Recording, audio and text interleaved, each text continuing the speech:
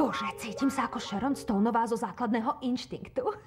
Svojím strohým spôsobom je veľmi pekná. Ale asi nikdy nebola modelkou. Nemá výšku, či čo. Hej, držte nohy spolu. To nič, nechajú. Prepačte, len som si to pripomenula. Viete?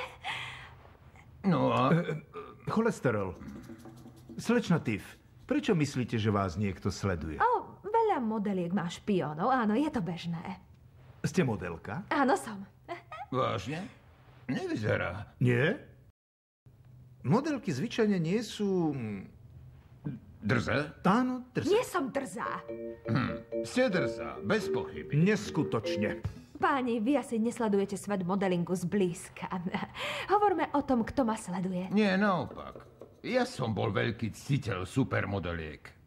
Viem, že vy nie ste supermodelka. Poznám všetkých 5 svetových supermodeliek. Eva je supermodelka číslo 1 však. Aha.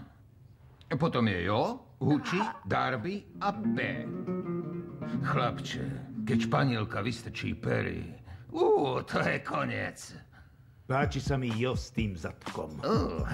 Môj chlapec ju mal na izbe. Neviem si predstaviť lepšiu pipku na noc. Mohli by sme sa vrátiť k tomu špiónovi, ha? Čo predvádzate ako modelka? Mám inzerát spolu s Jo. Jeansy Calvin Klein v časopise Lesk. Videl som ho. Vy ste tá s plochým zadkom.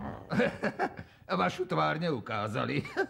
Ja som videl ten inzerát, áno. Čierna mala zadok, biela nie. Brali to z nesprávneho uhla. Hádam, tu zabalíme, čo? Áno.